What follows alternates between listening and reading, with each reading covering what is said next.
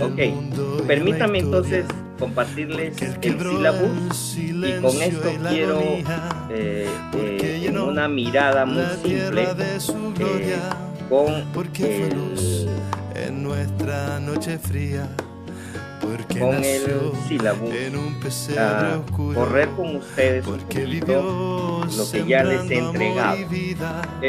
No voy a ir a los detalles, ustedes lo pueden leer.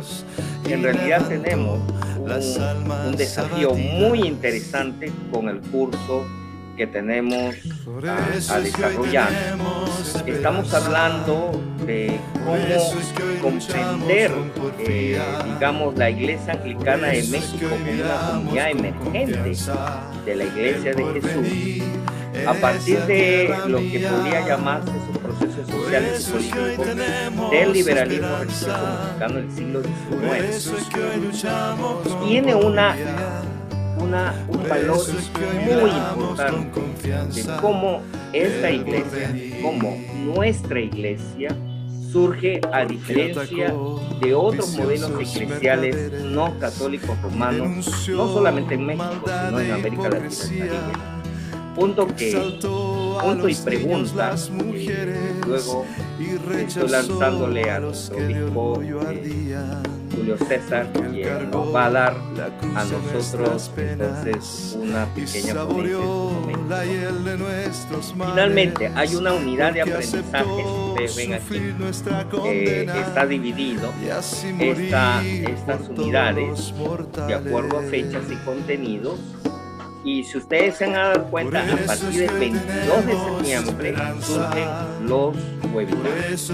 La próxima clase les desarrollo un planteamiento de cómo se comprende una hermenéutica teológica del acontecer, de la historia. Y cómo, por ejemplo, en el caso de un gran teólogo, historiador y filósofo Dussel, nos plantea la mirada de qué significa la historia de la Iglesia en América Latina.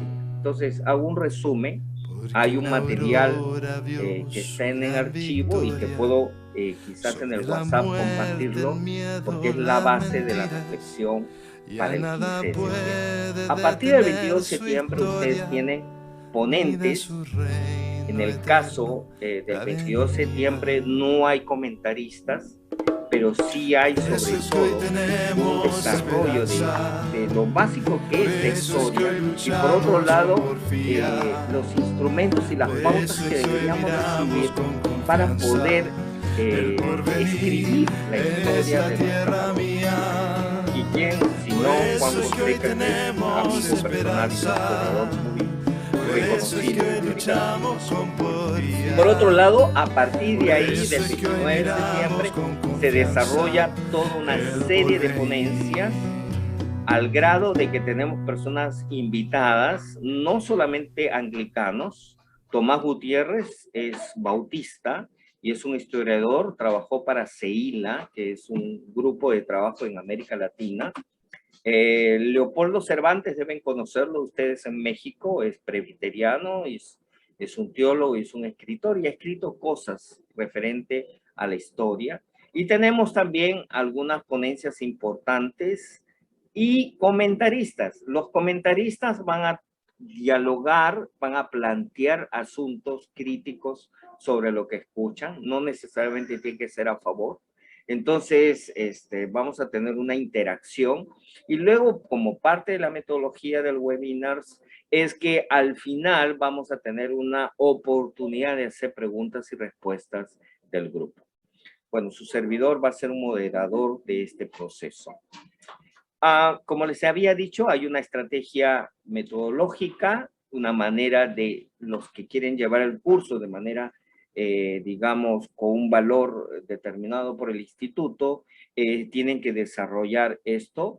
Y lo que les había dicho, los que participan en las sesiones, es importante que presenten una ficha de, acá tiene, esta ficha, es una ficha que adjunta al sílabus, es una ficha de participación. Es muy importante participar en estas ponencias. Entonces, esta ficha está dividida en describir quién es el ponente y el título de la ponencia, hacer un breve resumen, breve, puede ser un solo párrafo, pero breve, ubicar cuáles serían las 3 conceptos claves o ideas centrales de esa ponencia. 4, cuáles son los 2 puntos relevantes de la ponencia que te plantean a ti un desafío. Y finalmente, reflexiones críticas. Miren, este ejercicio es muy importante porque va a ayudar a que ustedes interactúen. El que yo tenga estos instrumentos como esta ficha, inclusive va a ayudar a que finalmente podamos trabajar, que las ponencias no solamente estén, digamos, transcritas, sino también contar con la opinión de los que han participado. Entonces, esto es relevante para lo que podríamos quizás, si no terminar de hacer una compilación completa o por ciertos números de webinars hacer nuestros boletines teológicos de la institución. Me refiero al Instituto Teológico, ¿no? Bien, no quiero dejar de mencionar un aspecto muy importante. Siempre he pedido a mis alumnos que como parte de nuestro compromiso de justicia ecológica, podamos siempre comprometernos, como yo me he comprometido, en tener un cactus, ¿ya? Un cactus chiquito. Cada uno de ustedes, yo sé que Eric y otros ya tienen ya casi todo un arbusto, Gustavo también. Nuestro compromiso es que cada curso que tengamos una planta o que sembremos o que sea parte de nuestra casa de alguna manera como un compromiso de justicia ecológica. Bien, Diego, excelente. Entonces, y así vamos nosotros comprendiendo la importancia que tiene el de ser personas que generamos vida. El concepto de vida abundante tiene que ver mucho con una interpretación de responsabilidad ecológica. No es solamente una vida abundante que tiene que ver con almas efímeras, sino tiene que ver con lo que vivo cada día. Esa vida abundante debe reverdecer tu parroquia, debe reverdecer tu capilla, debe reverdecer tu casa, debe reverdecer tu sala, tu comedor, que cuando alguien llega y dice, oh, señores, acá hay vida y vida por todas partes, es que yo creo en la vida abundante y esto es justicia ecológica. Entonces, nuestro concepto sobre este aspecto, por favor, no deje de tener. Entonces, espero que para la próxima clase, algunos entonces de ustedes puedan mostrarme su nueva plantita. ¿Ok? Muchas gracias. Bien, como decía, y quiero, estoy en el grupo WhatsApp y en el grupo WhatsApp puedo recibir, por lo tanto, todas las preguntas que ustedes quieran, algunas dificultades que tengan sobre el sílabus. Pueden conformar grupos de trabajo. Si, por ejemplo, quieren escribir la memoria de su parroquia y son 3, 4 de ustedes, genial, háganlo. Si quieren hacer una transcripción de algunas ponencias y yo les doy lo grabado y son 3, 4 que lo van a transcribir, genial también, eso es posible. Todo eso tiene nota, ¿ya? Y entonces, con esto voy finalizando mi tiempo con ustedes y la alegría de tenerlos a muchos de ustedes, a quienes ya nos hemos conocido en un primer curso. Y más bien, hoy y en este instante, quiero invitar a nuestro obispo Julio. Ahora, ¿por qué? ¿Por qué lo estoy implicando a nuestro obispo Julio? Ahora, y es que ven la presentación, ¿no? Ok. A ver. ¿Por qué la historia de la Iglesia Anglicana de México es tan inédito de entre las iglesias en México y aún a nivel de América Latina y el Caribe? ¿Por qué? O sea, planteamos como personas que vamos a hacer un caminar, un peregrinaje, y como que estamos con nuestras mochilas en la expectativa de recorrer este camino, de hacer memoria histórica, de preguntarnos quiénes somos, quién eres. Entonces, siempre surge para todos nosotros una hipótesis, ¿no? Una idea central. Por ejemplo, yo les voy a decir algo antes de hacerle pasar a mi obispo. Por muchos años yo me he preguntado por qué mi apellido es Limo. Yo me llamo David Limo. Mi apellido es Limo. Una de las cosas que me llevó a este curso de coescucha, me dijeron, ¿pero quién eres? Entonces me hizo pensar de dónde viene mi apellido. Y ustedes saben que en Perú, por ejemplo, existe un ají que se llama limo. Y se dice que el ceviche, si algunos conocen de buena comida peruana, el ceviche peruano solo se puede comer con ají limo, no con otros ajíes. Tiene que ser ají limo. Entonces, entonces comencé a hacer seguimiento.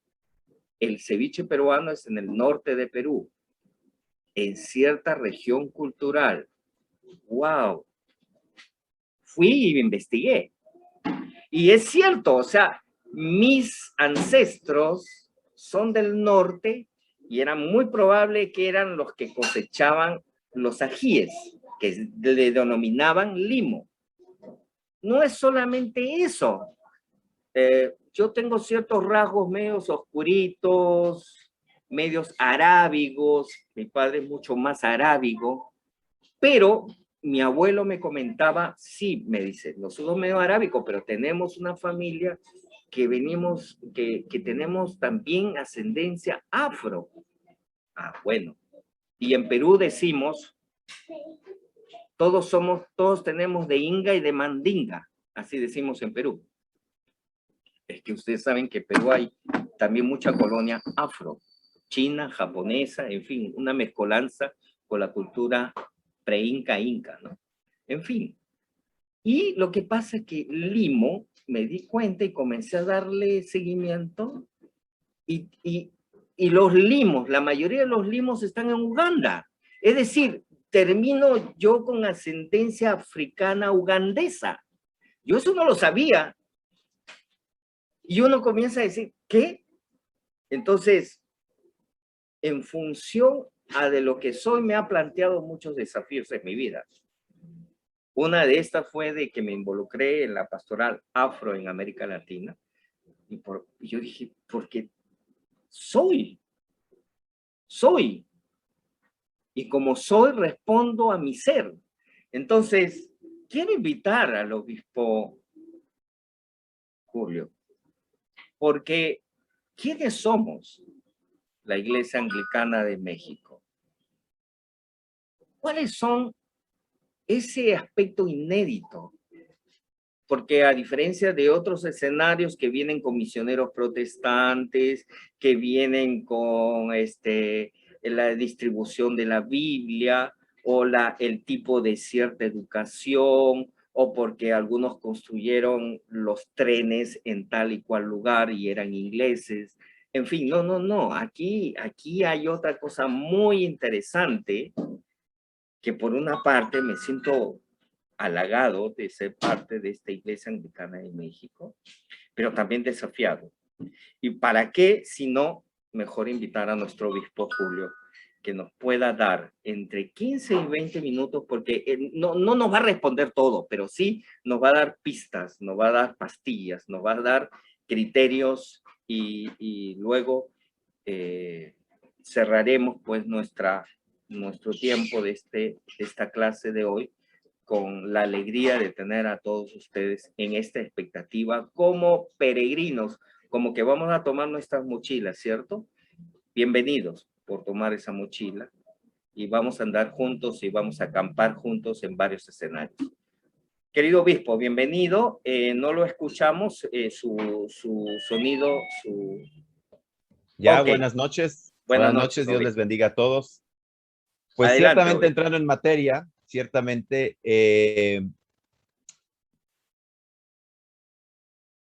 para darles un ejemplo, ¿no? De lo que David, eh, la pregunta que él planteaba, ¿no? De por qué es tan inédito la historia de la Iglesia Anglicana de México en comparación a otras iglesias anglicanas en el mundo, no solo en el continente latinoamericano, sino en el mundo entero, y por qué es tan particular, eh, no solo a nivel latinoamericano, sino mundial. Les voy a dar simplemente un ejemplo dramático de lo que David Limo implica con su pregunta. Si ustedes le preguntan a historiadores mexicanos especializados en religión y en historiografía eclesiástica en México, gente que ha hecho doctorados con especialización en historia de las iglesias en México, de los movimientos religiosos o de lo religioso en México, y digo, y hay una enorme hay abundancia de estos estudios. Si ustedes les preguntan sobre la Iglesia de Jesús, que no es otra cosa que la Iglesia Anglicana de México, si ustedes les preguntan sobre la Iglesia de Jesús, pues la mayoría de estos historiadores, especialistas, ¿verdad? Con doctorados especializados en historia incluso eclesiástica en México, les van a decir que sí, saben qué fue la iglesia de Jesús, les van a saber dar algunos datos, no muchos, porque la mayoría de las fuentes que podemos nosotros, incluso como anglicanos, actualmente citar sobre nuestra propia iglesia y los orígenes de nuestra iglesia aquí en México, son de segunda mano, son de terceras fuentes, son escasos, son incluso de tradición oral, podríamos decirlo así. Estos mismos especialistas les van a decir, sí, la iglesia de Jesús fue esto, esto y esto, y se extinguió hacia 1900, finales del siglo XIX, principios del siglo XX, desapareció. Y esto está tal cual así en la historiografía católico-romana, por ejemplo, ¿no? Y ahorita verán por qué menciono específicamente la historiografía católica romana y no mexicana, y no la historiografía protestante mexicana, ¿no? Porque es más dramático que la historiografía católica romana, que tiene más recursos, más medios, más con más elementos a la mano, por archivos, por estar presente más tiempo en México, etcétera, etcétera, y por haber sido testigo ocular del nacimiento de la Iglesia de Jesús, y verán por qué, ellos mismos, si ustedes se les acercan, les van a decir, sí, la Iglesia de Jesús, los que sepan, ¿verdad? Y ya se extinguió. Es decir, ni siquiera los especialistas, hasta muy recientemente, muy recientemente, y esto en el extranjero, en Estados Unidos principalmente, ni siquiera los especialistas están conscientes de que la Iglesia de Jesús sigue existiendo a ese grado. Ahora bien, otra cosa quizás no tan dramática, pero que les habla de los aspectos de la dificultad, de lo inédito, ¿verdad? De lo particular, de tratar de hacer una historia de la Iglesia Anglicana en México. Es el hecho de que yo sea la persona que le esté comunicando esto, el hecho de que David Limo me haya pedido que haga esta pequeña introducción. Porque, pues yo no estaba en 1850, ¿verdad? Cuando se inició el movimiento de la Iglesia de Jesús, ni lo viví.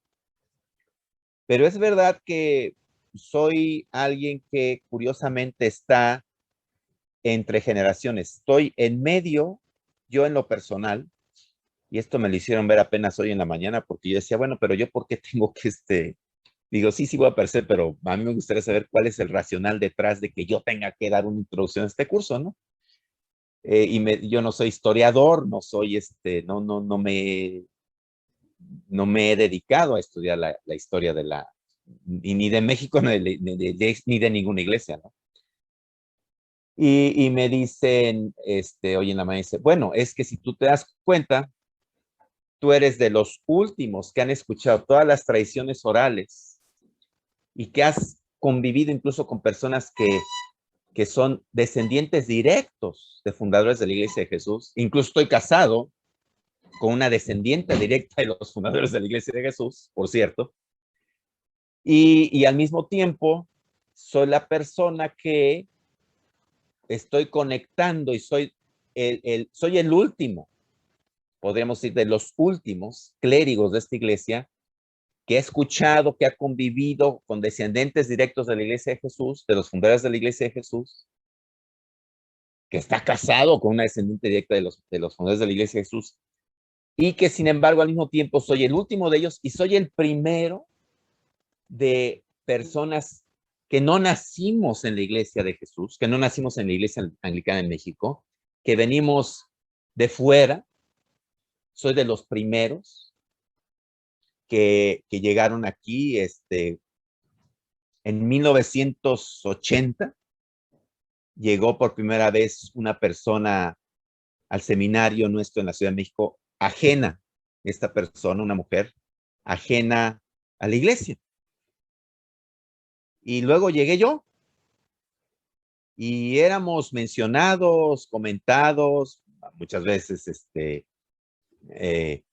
¿por qué? Porque pues éramos extraños, éramos fuereños, éramos el otro, éramos las otras dos personas, porque luego ya llegó otra tercera, ¿verdad? No habían nacido en la iglesia, no éramos descendientes, no éramos hijos de anglicanos, no traíamos el ADN anglicano, veníamos de fuera, ¿no? A mí me perdonaron mucho porque me toleraron más porque pues yo venía del ateísmo, entonces yo no venía de la Iglesia Católica Romana. Pero fíjense cómo apenas hoy en la mañana me hicieron reflexión en esto. Yo soy parte de, y ustedes todos, pero todos somos parte de la historia de esta iglesia que pues está creando, ¿no? Sigue caminando apenas. Y quizás en mi caso, y me lo hicieron ver, dice, sí, tú eres la persona que puede hacer esta introducción. ¿Por qué? Porque vuelvo a repetir, tú eres de los últimos que todavía convivieron en línea directa y escucharon todas estas historias y que se ha interesado y que además tenías los elementos académicos para... bueno, es que esto es curioso. Yo llego a la iglesia anglicana porque yo la busqué. Cuando Dios me llamó al sacerdocio y sentí el llamado, yo decidí, dije, bueno, ¿yo lo que hago? ¿A qué iglesia voy? Porque pues todas son conservadoras y son esto y son aquello. Y bueno, yo venía de familia atea y todo y pues obviamente. Entonces finalmente dije, voy. Yo conocía ya la iglesia anglicana desde mucho antes y dije, no en México. Y dije, pues está anglicano porque pues no hay otra iglesia que sea más razonablemente decente y cristiana que la iglesia anglicana, entonces pues tendrá que ser anglicano. Hablo a la embajada inglesa en la Ciudad de México, tomo el directorio telefónico, hablo y le digo a la señorita, ¿a dónde va el cuerpo diplomático de la embajada los domingos a la iglesia? Pues Pues el embajador va a la iglesia tal, en tal lugar, en Montes Escandinavos. Y ahí voy, el domingo, ¿no? Mi sorpresa es iglesia episcopal, era un tejano el que era el rector, y yo dije, bueno, esto como que no me cuadra con lo que yo conocía, ¿no? Que no es, debía ser inglés, el rector, y la iglesia debería llamarse iglesia anglicana, o iglesia de Inglaterra, ¿no? Pero bueno, ahí empezó mi caminar y mi sorpresa. Llego al seminario y fue meses, ya que yo estaba en el seminario, que alguien me dice, mira, aquí encontré un librito que no sé qué, de que la iglesia de Jesús, y yo ya sabía lo que era la iglesia de Jesús, por cierto, pero y le digo, la iglesia de Jesús, y yo, ¿qué era? Que la iglesia que se extinguió, y se me queda viendo mi compañero seminarista. De hecho, el padre Florencio, que está en Chiapas, y me dice, pues la iglesia de Jesús, pues nosotros, y le digo, ¿cómo que nosotros? Esta iglesia se extinguió allá por, no sé, ¿no? Finales del siglo XIX, principios del siglo XX. Dice, no, esta es la iglesia de Jesús. Entonces yo me enteré en el seminario que la iglesia anglicana en México es la iglesia de Jesús. O sea, fíjense, ¿no? Y curiosamente, como me dicen hoy en la mañana, tú eres de los últimos que están conscientes de esto y que se integran plenamente, viniendo de fuera, pero se integran plenamente al clero viejo, de la vieja guardia. Y sin embargo, pues también soy la conexión con lo nuevo que viene, que ahora, pues gracias al Internet, yo insisto que es por eso, es que ahora tenemos un montón de ex católicos romanos viniendo a la iglesia, ¿no? ¿Qué vamos a hacer? Como decía yo, antes estábamos solos y ahora yo era el único, ¿no? Que pues, no venía de la iglesia, bueno, que no era anglicano, no nací anglicano, que vuelvo a repetir, había otros 2 seminaristas por ahí, y yo, que venía del ateísmo, pues, a mí me daba igual y nunca fui católico romano, ¿no?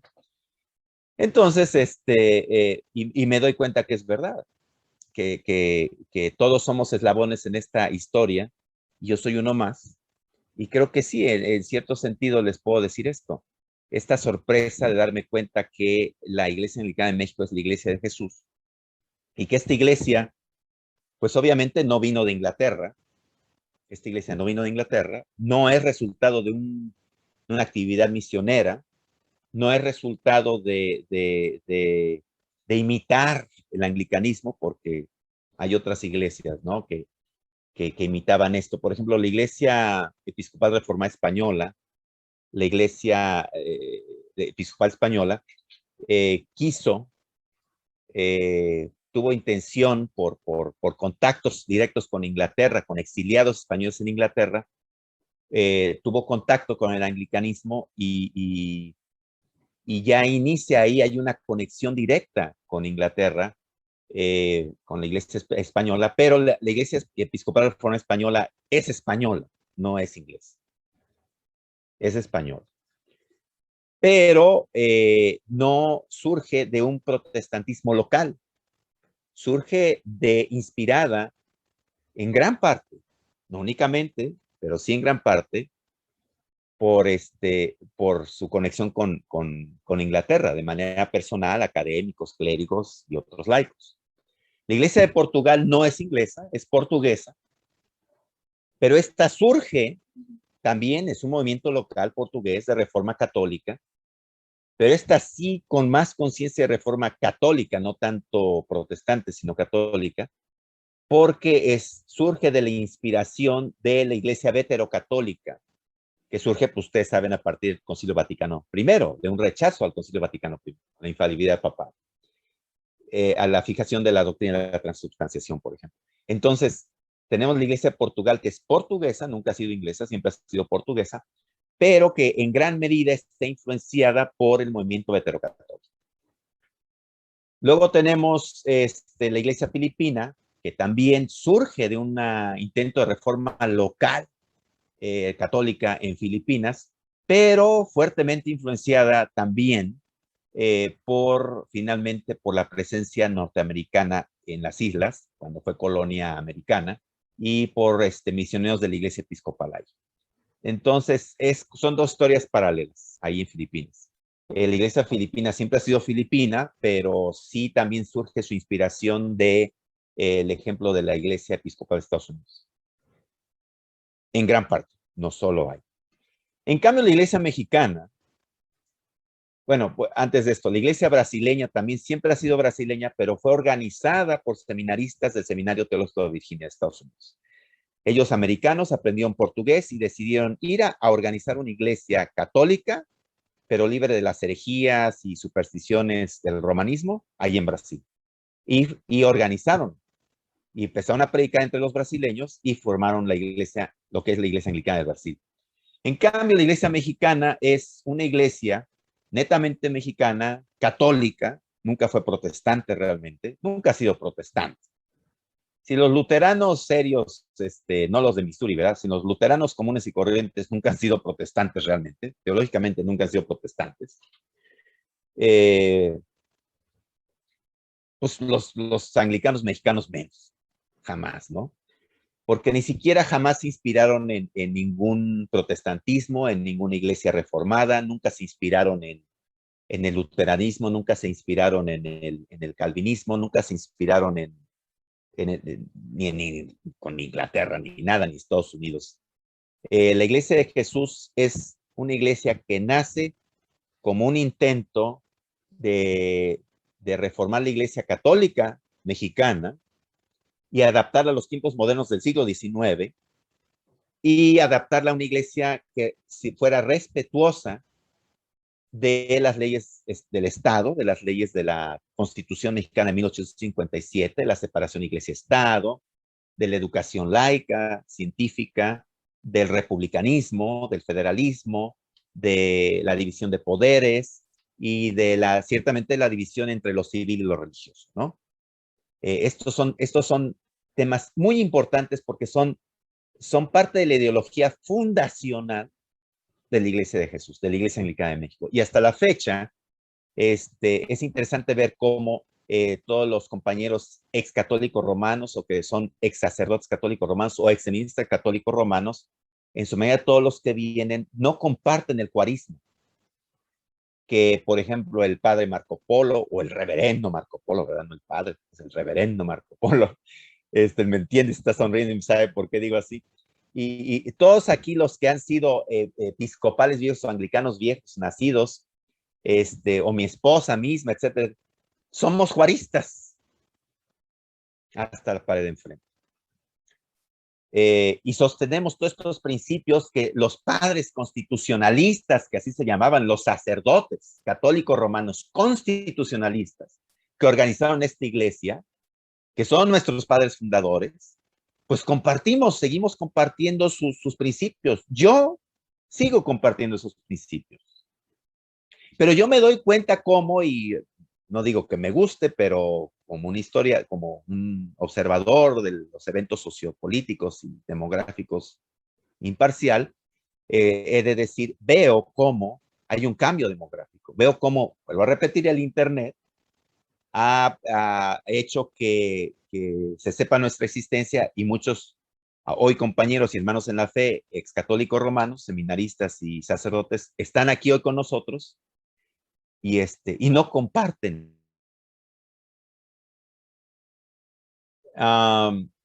Uno se pregunta entonces la pregunta de David Limo, bueno, ¿quién eres?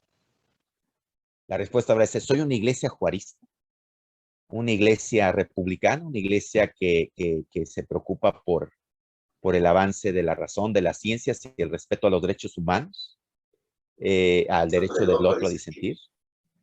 Esta es una buena respuesta, ¿no? Es parte de lo que somos. Pero, entonces, ¿cómo conciliamos esta identidad tan arraigada que tenemos con este hecho de que ahora estamos recibiendo una masa crítica de personas que vienen de fuera y que no comparten estos valores? Este es uno de los retos que tenemos a futuro, ¿no?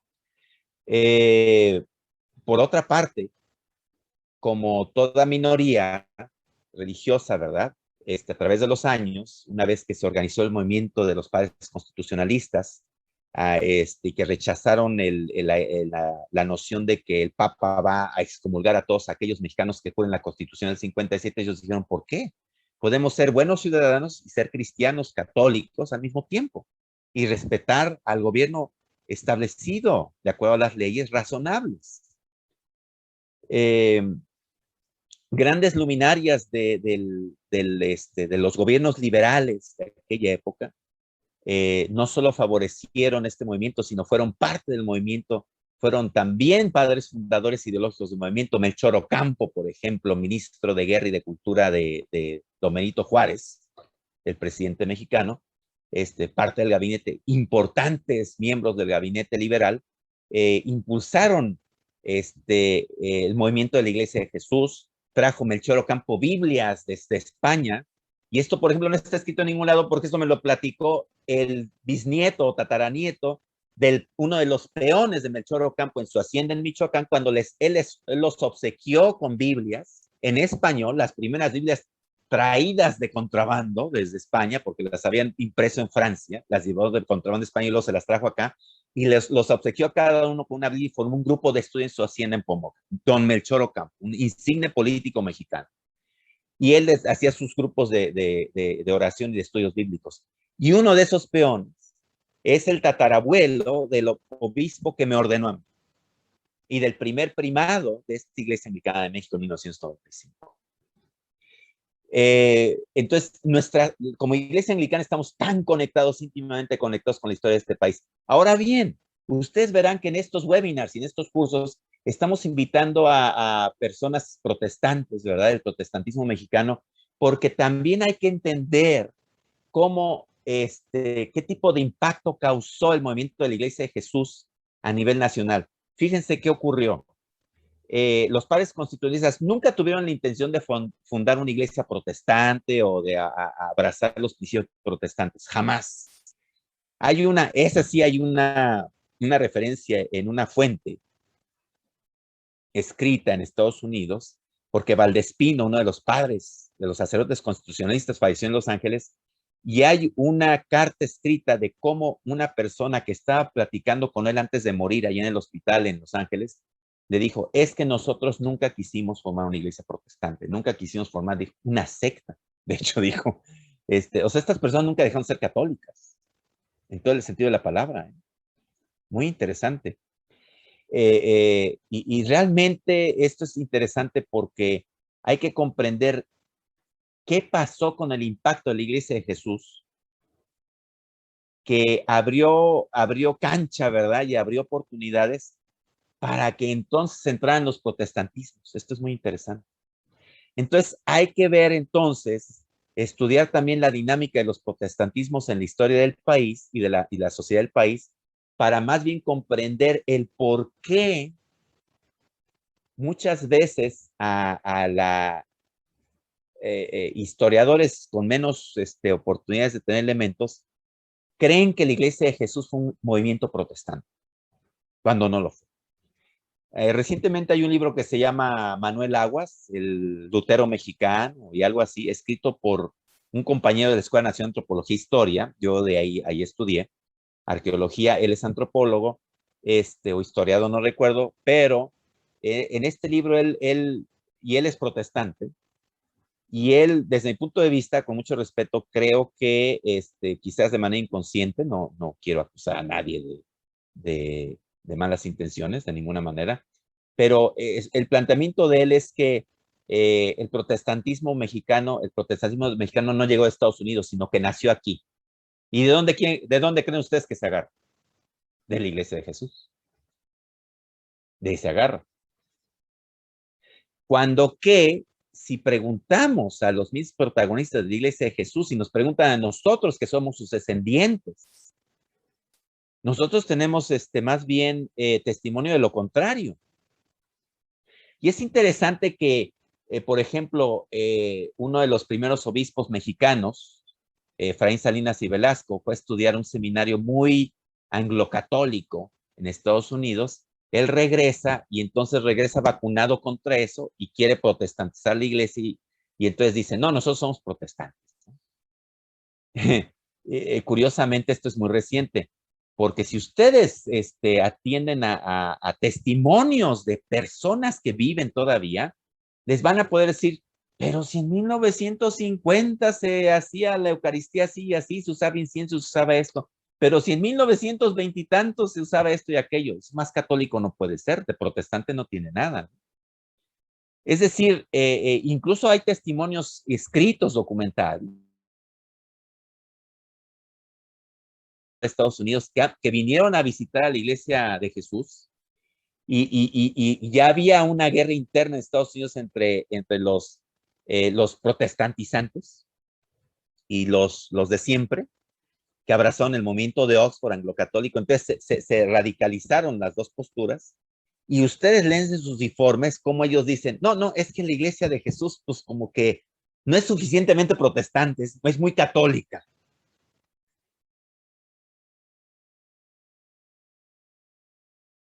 Anglo-católica es como que todavía muy evangélica, ¿no? Esto ya les demuestra, desde un punto de vista historiográfico, que el decir que la Iglesia de Jesús era protestante, pues eso no concuerda con los testimonios documentales, historiográficos. Aún más, todavía en 1880, en las primeras revistas diocesanas que salían a la circulación, se decía, somos una iglesia católica, no romana. Somos una iglesia protestante.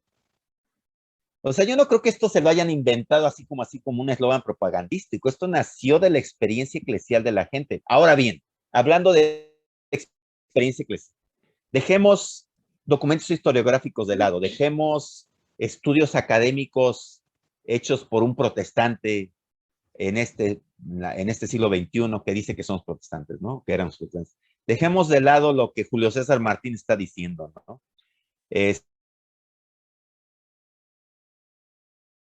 A lo que siempre hemos sabido que ha sido la práctica eclesial en esta comunidad de fe. Y tenemos algo que es innegable porque ese sí lo tenemos registrado, lo tenemos en fotos, lo tenemos desde siempre, es que siempre hemos celebrado la Eucaristía. Siempre hemos celebrado la palabra de Dios y siempre hemos celebrado los sacramentos. Siempre ha sido así.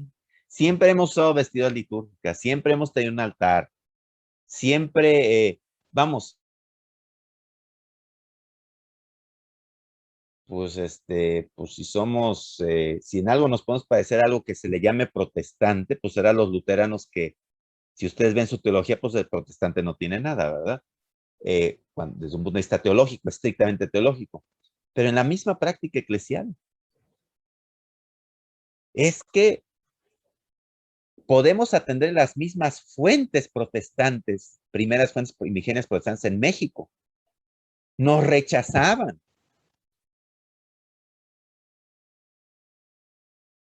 Feligreses en el norte del país porque no éramos protestantes. Hubo un cisma en la Iglesia de Jesús a finales de los años de 1880, 1890, precisamente porque no éramos suficientemente protestantes y precisamente porque teníamos obispos, porque teníamos sacerdotes, porque teníamos diáconos y porque celebrábamos la Eucaristía.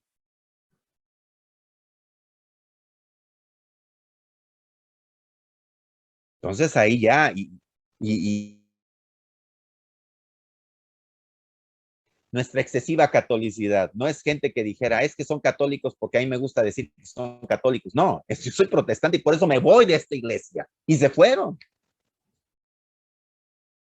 Entonces, por ejemplo, todo este tipo de cosas demuestra y bueno, esto es lo inédito de la historia de la Iglesia Anglicana de México, como decía David Limo, y este es mi papel de por qué le estoy diciendo esto, para que vean por qué es lo inédito. Es que este bicho raro que es,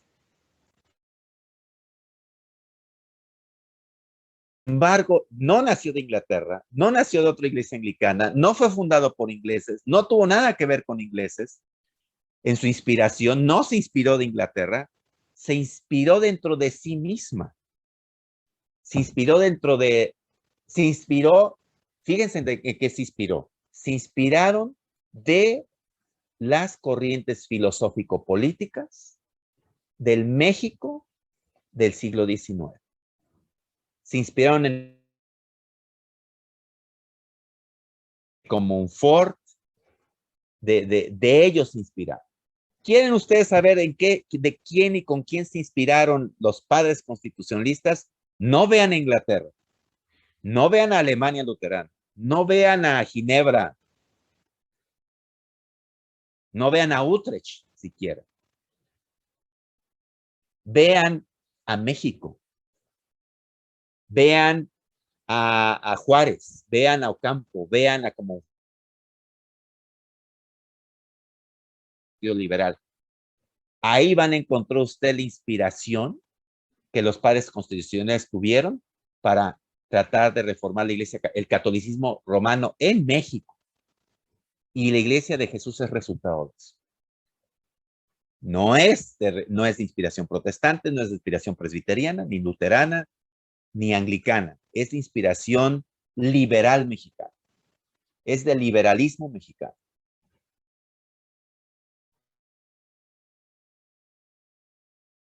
Y bueno, a veces no estamos conscientes de esto, pero es una realidad. Hay gente que ha dicho, y la conocí, decían, ¿por qué no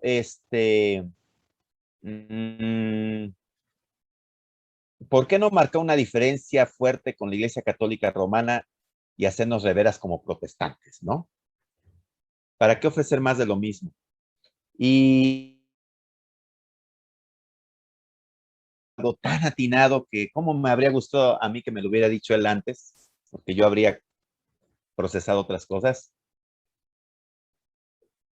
Él decía, dice, ¿qué caso tiene ofrecer actualmente una propuesta evangélica?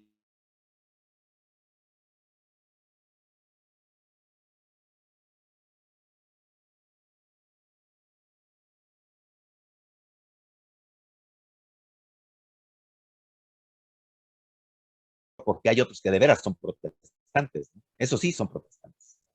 Señor obispo, ¿puede usted por favor repetirlo? No sé si se Sí. trabó solo a mí o se trabó para todos. Parece No, que se entrecorta. El problema lo tengo yo aquí. El problema lo tengo yo aquí. Quizás tengo que decirle a mi hijo que le baje al estar viendo algo en YouTube. Repito, que si alguien me recuerda el último que dije, estaba hablando de qué. Yo no escuché desde del comentario que hizo el obispo Tuché sobre, sí. sobre la entrevista. Sí. Exactamente. Sí, ya. Que al obispo Tuché le preguntaron sobre nuestro lugar en el mercado religioso en México. Él dijo, ¿qué caso tiene protestantizarnos, ofrecer otro tipo de optar por el calvinismo o el luteranismo, si eso ya está ofrecido en México? Nosotros somos la única otra alternativa católica que existe en México y siempre la hemos sido. No hay otra. Bueno, ya luego quizás en los años 60 aparecieron los lefebristas por ahí en Morelos y otros lugares. Pero el obispo Tuché tenía razón al decir esto, muy sabiamente decía, es que somos la única otra opción católica que hay en el país. Y es que siempre la hemos sido. Y esto era clarísimo cuando se organizó el movimiento de la Iglesia de Jesús. Ahora, alguien me pregunta, bueno, entonces, ¿cómo terminamos llamándonos los anglicanos? ¿O cómo es que acabamos en la comunión anglicana? Bueno, pues esa es una buena pregunta. Simplemente es que me da risa porque inclusive, fíjense qué chistoso, ¿no? En una de las revistas producidas por nuestra iglesia dice, ahí ponen, y entonces los padres constitucionalistas hablaron con obispos católicos romanos de México, pues también para que se unieran al movimiento. Pero si nada más había 10 obispados en ese entonces, ¿no? ¿Con cuántos iban a poder hablar? Y hablaron con el de Tamaulipas, y el de Tamaulipas así como que bueno, como que sí, como que quiero, no quiero, como que puedo, no puedo. ¿Y por qué hacían esto? Porque los padres constitucionales estaban muy conscientes que para continuar un catolicismo mexicano respetando el liberalismo mexicano y las instituciones del Estado, y que se podía ser católico perfectamente, ser mexicano al mismo tiempo, ¿verdad? Y respetuoso de la Constitución, y buen ciudadano mexicano, decían ellos, necesitamos la sucesión apostólica, porque en algún momento necesitamos consagrar más sacerdotes, digo, ordenar más sacerdotes, ordenar más diáconos, confirmar, consagrar templos. Eso estaban muy conscientes. Entonces ellos desde el principio estaban desesperados. Acuérdense, ellos no tenían la intención de fundar una iglesia protestante, tenían la intención de reformar la iglesia católica. ¿Qué sucede? Que pues no buscan un obispo que se una a ellos, y entonces se ven forzados por las circunstancias a ir a Estados Unidos a buscar una iglesia que les proveyera de la sucesión apostólica, del episcopado histórico, la sucesión apostólica, que les consagrara un obispo, y van a Estados Unidos. Desgraciadamente la iglesia episcopal, por toda una serie de razones que luego podremos ver en el curso, pues siempre estaba muy reticente a hacer esto, ¿verdad? Porque hubo incluso obispos electos y demás, de la Iglesia de Jesús en el siglo XIX, listos para ser consagrados por obispos americanos. Pero bueno, ya la Iglesia Episcopal estaba en guerra interna, en una guerra civil. Sí, no, la Iglesia de Jesús no es la misma que la Iglesia Católica Apostólica Mexicana. Aunque la Iglesia de Jesús, muy en sus principios, se llamó, dentro de la Iglesia Católica Romana, Sociedad Apostólica Católica Mexicana, o Sociedad Apostólica de la Iglesia Católica Mexicana de Jesucristo Militante en la Tierra. Hay un sello que tiene todo ese nombre y que está en uno de los libros de bautismos, que está en la iglesia de San José de Gracia. Wow. Ahí está en el archivo. Por eso es que yo fui capaz, si ustedes se meten en la página de Facebook y ven unas semanas atrás, hice un post donde puse un resumen de un escrito que hice hace tiempo, de una breve historia del templo de San José de Gracia. Sí, Entonces, sí. está la historia del templo bajo la Iglesia Católica Romana y luego bajo nosotros. Y ahí hay una lista de los rectores o de los sacerdotes a cargo del templo de San José de Gracia o nuestra Catedral Nacional, al menos desde que ya pasó a nuestras manos, ¿no? Pues lo saqué del archivo de la catedral. Porque ahí están las firmas. Bueno, interesantemente, fíjense cómo le llama la Iglesia Católica Romana a este movimiento de la Iglesia de Jesús en los años 1800, en la segunda mitad de los años del siglo XIX. Se llama cisma católico. Si ustedes van a una iglesia católica romana del siglo pasado, del siglo XX, de 1960, 1980, la famosa Enciclopedia de México, Historia de México, vayan a cualquier biblioteca y busquen por ahí, van a encontrar Iglesia de Jesús. Ahí la van a encontrar. Y se extinguió en 1904, ¿verdad? Iglesia de Jesús, y ahí van a encontrar muchos textos muy interesantes. Claro, sería fabuloso rastrear las fuentes para esas entradas, ¿verdad? Y resulta que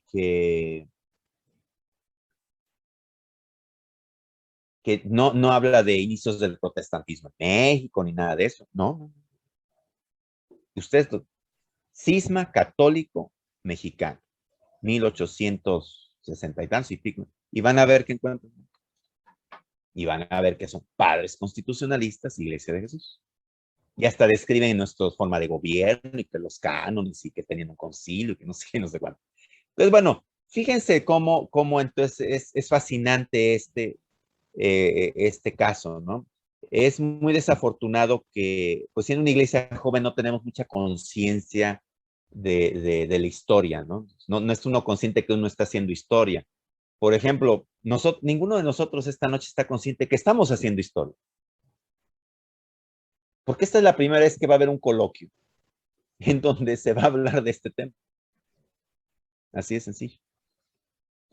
Es difícil encontrar especialistas que sepan del tema, las fuentes son segundas o terciarias, están en libros que pues más bien hacen una reseña de la historia del catolicismo en México y vamos, es como un asterisco la Iglesia de Jesús porque, vuelvo a repetir, finalmente sobre las estructuras de la Iglesia de Jesús, el movimiento de la Iglesia de Jesús, se trepan movimientos protestantes de reforma, pero protestante que viene de Estados Unidos y entonces, pues. Y claro, hay autores como Carlos Martínez, muy respetables, que dicen, y es cierto, es verdad, que, que hay protestantes mexicanos, los iniciadores del protestantismo en México, que realmente no surgen, no vienen de Estados Unidos, sino surgen del movimiento de la Iglesia de Jesús. Pero es que, ojo, dentro del movimiento de la Iglesia de Jesús, y de eso sí tenemos también testimonio en revistas y en medios de comunicación, cómo precisamente en 1884, 1886, hay una disputa muy fuerte interna, incluso por el control de la propiedad del Templo de San Francisco, que está en la calle Madero, ahí en el centro histórico, atrás de la Torre Latinoamericana, enfrente de la Casa de los Azulejos del Sambo, porque esa fue la primera catedral de la Iglesia de Jesús, el Templo de San Francisco, que era del anterior convento de San Francisco, ¿verdad? Ustedes van a notar que en los nichos no hay nada de esculturas porque nuestros padres constitucionalistas con sogas agarraron y los tumbaron para evitar la idolatría del pueblo, la superstición. Bueno, qué interesante. Está clarísimo el disenso que existía porque había elementos protestantizantes dentro del movimiento y que estaban inconformes con la inacabada reforma protestante del movimiento. Pero pues, es que los padres constitucionalistas, padres, sacerdotes, católicos romanos, nunca tuvieron la intención de hacer eso. Pero hubo elementos laicos que sí, mexicanos, ¿verdad? No extranjeros, que sí, insistían en esto. Y sí, entonces uno se puede decir que el protestantismo mexicano, pues también es nacional. A mí lo que me incomoda es que haya quienes ya vayan allá y digan que el centro del protestantismo mexicano fue la iglesia de San José de Gracia en 1870 y pico, porque, pues, perdón, pero ahí se está violando una regla antropológica que se llama epic-emi, que es la división entre el objeto y el sujeto observando el objeto de estudio. Entonces, ¿en qué momento yo como investigador y como expositor estoy haciendo la distinción entre yo hablo como anglicano o estoy hablando como historiador? Y estoy aplicando un adjetivo calificativo al anglicanismo de 1870 en San José de Gracia desde dentro de la comunidad. Yo, Julio César Martín, estoy diciendo, la iglesia de San José de Gracia fue el centro del protestantismo. Si yo lo digo como anglicano, tiene peso, porque estoy hablando con autoridad desde dentro. Pero si yo lo digo como, yo pretendo ser historiador imparcial y lo veo desde un punto de vista épico, desde fuera, y yo digo, eso, tengo que probar por qué estoy diciendo eso. Tengo que decir, tengo que interrogar a la comunidad, oye, ¿y tú qué opinas de esto que yo digo? Que tú eras protestante en 1870. ¿Tú lo crees? ¿Tú así te asumías? ¿Así se asumía? Es lo que yo tengo que demostrar y preguntar. No se vale entonces yo jugar el dos papeles y luego estar aquí y decir, es que era el centro del protestantismo. Oye, bueno, pero estás hablando como anglicano o como historiador. Entonces hay que tener cuidado con esto. Finalmente, hacia 1875, 1878, la conferencia de Lambeth de ese año reconoce los esfuerzos y está en los registros, en los archivos de Lambeth, que reconocen, hay una declaración en Lambeth, se reconocen los esfuerzos de un grupo de católicos romanos mexicanos de intentar formar una iglesia católica independiente sobre los principios del catolicismo universal, puros, etcétera, etcétera, y se reconoce este intento, se da la bienvenida y que algún día puedan incluso ser integrados a la comunión anglicana. Finalmente, la Iglesia de Jesús en 1904, bueno, desde antes, la Iglesia de Jesús en 1865, si mal no recuerdo, entra en un tratado de intercomunión, en un pacto de comunión con la Iglesia Episcopal de Estados Unidos. Y entra en un pacto y ahí entra en comunión plena. Y ya para ese entonces Porfirio Díaz estaba iniciando el impulso de los ferrocarriles hacia 1880. Ya, o sea, hablo de 30, 40 años después del inicio de los padres constitucionalistas.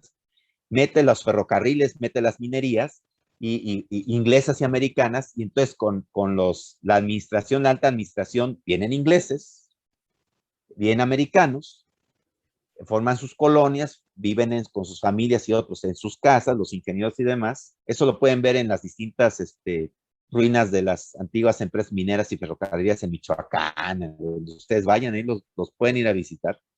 Y ahí ven las capillas, ¿verdad? Que ahora usan los católicos romanos o ya están ahí destruidas. Esas capillas eran anglicanas, eran episcopales, eran de la iglesia de Inglaterra o de la iglesia de Estados Unidos.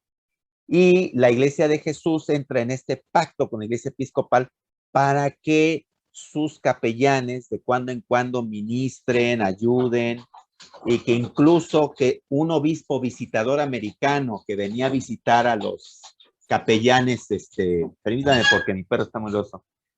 Los capellanes, había un obispo visitador que la Iglesia de Estados Unidos nombró para que fuera, pues, a hacer confirmaciones, lo propio, o a establecer capellanes o a bendecir capillas en estas empresas americanas e inglesas. Entonces a eso venía un obispo visitador. Y parte del pacto incluía la Iglesia de Jesús para confirmaciones, para ordenaciones. Entonces los primeros diáconos ordenados dentro de la Iglesia de Jesús, no dentro del catolicismo romano y luego haciéndose la Iglesia de Jesús, sino los primeros diáconos y sacerdotes ordenados dentro de la Iglesia de Jesús fueron ordenados por este obispo visitador. Finalmente, entonces, así fue un tiempo hasta 1904 en que ambas iglesias pioneros americanos en el mismo espacio, en el mismo territorio nacional, pero diferentes. La Iglesia de Jesús no era parte de la Iglesia de Estados Unidos. En 1904, por cuestiones económicas, sociológicas y demás, la Iglesia de Jesús decide disolverse formalmente, canónicamente, y ser absorbida sus congregaciones y sus sacerdotes y sus templos por el distrito misionero de la Iglesia americana. Más bien el distrito misionero americano, pues se mexicanizó de la noche a la mañana, ¿no? Y pues siguió siendo la Iglesia de Jesús, francamente. Fue al revés, más bien nosotros absorbimos a los americanos y sus congregaciones a las nuestras, a nosotros, y seguimos siendo más mexicanos que siempre. Y luego en 1995, nuestras congregaciones, nuestros obispos y clérigos, ¿verdad? Que eran parte, canónicamente hablando, de la Iglesia americana y ya por ende parte de la comunión anglicana, nos convertimos en 1995 en 5 diócesis autónomas y nos convertimos en la nueva provincia anglicana de la comunión anglicana, en una iglesia anglicana de propio derecho. Y ahí fue cuando decidimos, ¿cómo nos vamos a llamar? ¿Iglesia de Jesús o Iglesia Episcopal Mexicana? Iglesia Episcopal Mexicana no se va a entender. Van a creer que somos del Episcopado Católico Romano. Iglesia de Jesús, nadie va a saber qué es eso. Los historiadores creen que nos extinguimos. Y entonces, ¿cómo le llamamos? Pues Iglesia Anglicana de México. Es lo más reconocido. Y ya. Iglesia Anglicana de México. Por eso es que ahora nos llamamos anglicanos. Bueno, gracias por su atención. ¿Qué pierde y qué gana la Iglesia de Jesús con hacerse parte de la comunión anglicana? Muy buena pregunta. En 1990, en la biblioteca de la Facultad de Teología de la Universidad del Suroeste de Ontario, ahí en Canadá, me encontré con una tesis de un americano, un tal Gillette, escrita en 1969, si mal no recuerdo, donde él hace este tipo de apreciaciones y dice que la Iglesia, bueno, le hizo una entrevista al obispo Saucedo. Entonces, él se interrogó a los anglicanos mexicanos, ¿no? Directamente. Y el obispo Saucedo en esa entrevista le dice, bueno, la Iglesia de Jesús ganó al entrar en la Iglesia, en la comunión anglicana, entrar en una relación con el anglicanismo internacional, ganó una teología más madura, ganó una liturgia más madura, ganó un corpus canónico más maduro, más acabado. Eso es verdad. Acuérdense que la Iglesia de Jesús tenía ya su liturgia, que era la liturgia mozárabe. Era la liturgia mozárabe. Nosotros ya teníamos una liturgia desde antes que estuviéramos en contacto con el anglicanismo internacional. Teníamos nuestros cánones desde antes que entramos en contacto con el anglicanismo internacional. Pero nuestra teología sí, digamos, católica romana, pero intentando ser reformada, pues estaba en ese proceso. Entonces, es verdad que una vez que nos entramos en plena comunión con la Iglesia Episcopal y que luego entramos ya más en forma con el anglicanismo, pues es verdad que sí recibimos una teología ya más trabajada y más madura. Es decir, ¿para qué reinventar el hilo negro si ya se había pensado antes, no? Y aquí estamos. Aquí estamos, iniciando esta aventura otra vez, ahora en el siglo XXI, con nuevos acompañantes. Va a ser muy interesante. Va a haber reacciones, se los puedo predecir. Yo hace 2 años lo dije. Hay nuevas tendencias que la sociedad nos llama, que el Espíritu Santo, eso es mi convicción como obispo, que el Espíritu Santo está llamando a la iglesia por nuevos derroteros, a la iglesia hacia nuevas aceptaciones de la gente gay, a ver las cosas con dimensión y los ojos de Dios, no con nuestra cultura machista, misógina, homofóbica, clasista, sino que nos está llamando el Espíritu Santo, creo yo, a abandonar ese machismo, esa misoginia, ese clasismo, incluso ese aislamiento, ese patrioterismo sectario, y que nos está llamando a también rechazar esa homofobia y a ver las cosas con los ojos de Dios. Estoy convencido que a eso nos está llamando, esos nuevos derroteros. Y en esto tenemos nuevos compañeros de viaje, que son todas estas personas que están llegando a la iglesia, que no nacieron dentro de la iglesia, que no son hijos de anglicanos viejos, que no son descendientes de los fundadores, que no son, pues vienen de otras iglesias, incluso también el protestantismo, tenemos algunos, tenemos muchos católicos romanos, y bueno, también es otro elemento, y yo predije hace 2 años, va a haber reacciones de una manera histórica, va a haber una reacción quizás en contra de el ministerio femenino. También yo creo que el Espíritu Santo nos está llamando al respeto a lo femenino, pero al mismo tiempo hay tensiones. Va a haber gente hay gente anglicanos viejos que se opone férreamente a aceptar a lo femenino dentro del ministerio. Todavía. Y lo sigue habiendo. Estamos en un proceso de transición. Hay personas que se oponen a aceptar y a dar acceso a todos los reglamentos a la gente gay. Hay personas que se oponen a explorar nuevas liturgias y la inculturación de la liturgia para encarnar en nuestra realidad, en nuestro pueblo. ¿Qué fue lo que hicieron los padres constitucionalistas en 1850? Adaptar la liturgia a las realidades del pueblo de México, pero ahora como minoría religiosa ya nos enquistamos en esto, y entonces ahora no queremos abrirnos a estos nuevos derroteros. Entonces también son esos retos, ¿no? Son esos retos. Y lo predije, hace 2 años dije, va a haber reacciones negativas en contra del ministerio femenil, va a haber reacciones negativas en contra del lugar de la gente gay en la iglesia, va a haber reacciones negativas en contra de los católicos romanos en la iglesia, y ya las vemos, ya las estamos viendo, ya las vemos expresadas de muchas formas, como hay exigencias de queremos anglicano, y toda esta educación en la iglesia en instituciones anglicanas, y eso lo entiendo muy bien, y yo simpatizo incluso internamente con eso, pero bueno, yo mismo estoy cuestionándome, ¿no? El lugar de las mujeres en nuestras congregaciones como sacerdotes, ¿no? Como obispas también, como personas a cargo de liderazgo. Entonces, todo esto es un momento crucial en este momento. Estamos viviendo este parteaguas en este momento, en estos años. No nos extrañemos que vaya a haber disensos, que haya rechazo a los excatólicos romanos, que haya rechazo a mujeres en puestos de liderazgo, que haya rechazo a gente gay. No me va a sorprender que empiece a manifestarse esto, porque el Espíritu Santo nos está empujando y nos está jalando a esos nuevos derroteros. Va a haber resistencia a la inculturación de la liturgia. Amén. A esas 4 cosas. Ustedes lo verán. Pero ¿por qué hay resistencia? Porque ya empieza a haber movimiento del Espíritu Santo hacia ese sentido.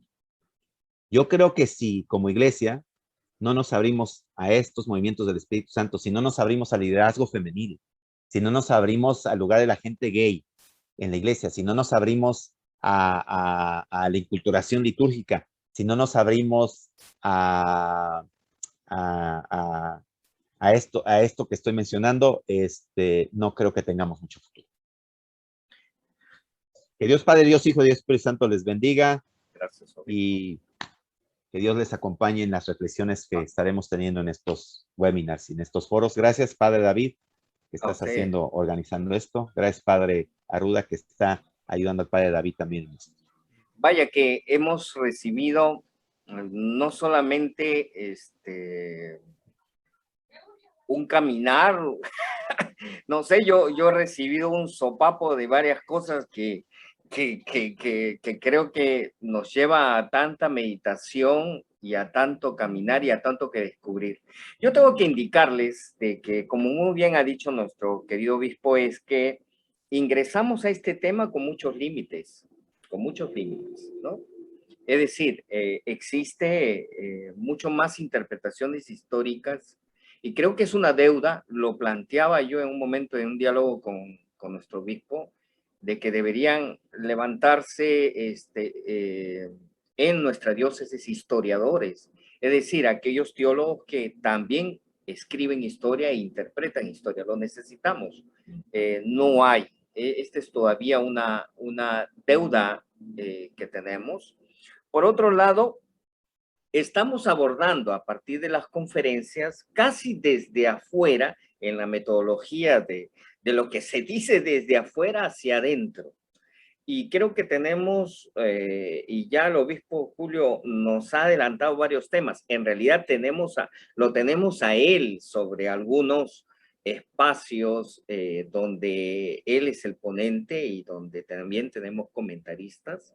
Entonces, en definitiva, espero yo que muchos de nosotros salgamos enriquecidos y el producto, porque a mí me interesa muchísimo también el producto es que esto lo vamos a tener por escrito y Dios mediante lo vamos a tener, vamos a empezar todo un movimiento de la historicidad de la Iglesia Anglicana de México. 3 cosas interesantes he escuchado del obispo. Uno, vaya, que he empezado a ver a Juárez desde otro modo. Quizás verlo teológicamente sería muy interesante, ¿no?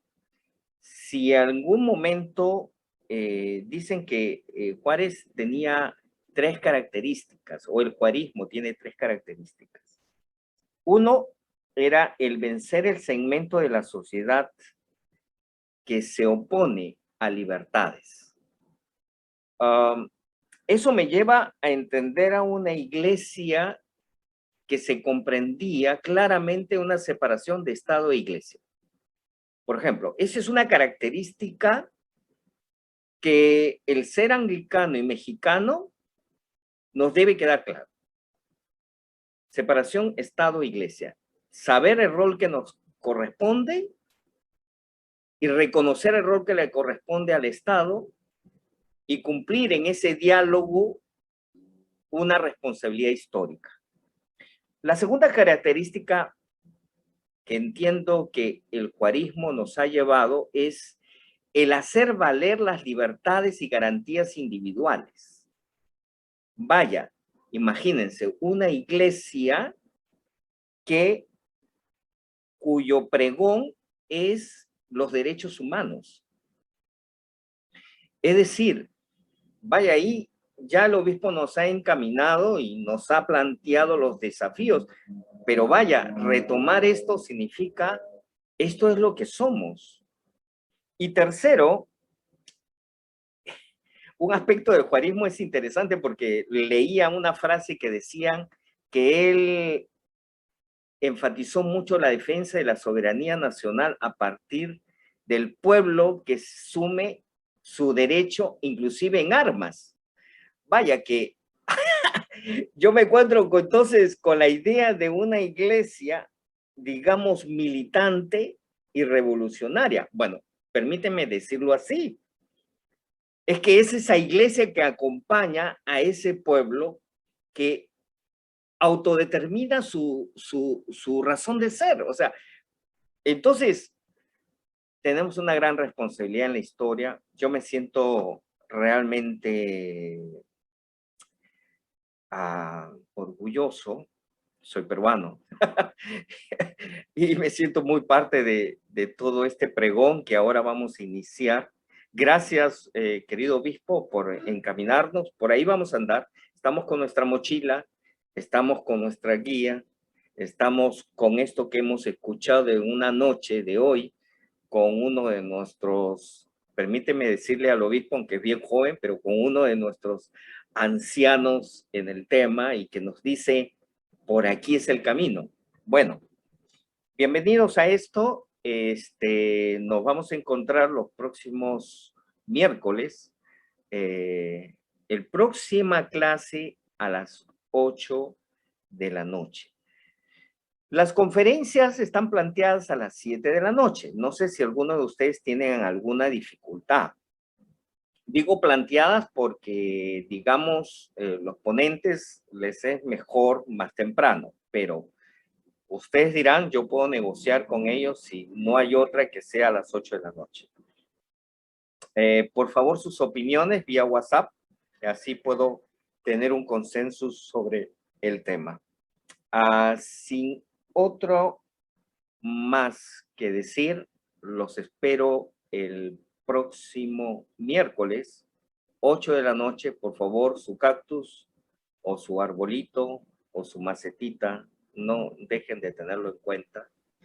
Y muy agradecido por este tiempo. Hemos sido más de 30 personas interesados en saber quiénes somos. Gracias, Padre José, por la oportunidad de este curso y sigamos enriqueciendo. Pediría en esta oportunidad a nuestro apreciado Marco Polo, al Padre Marco Polo, por favor, si nos puede hacer la culminación con una palabra de oración.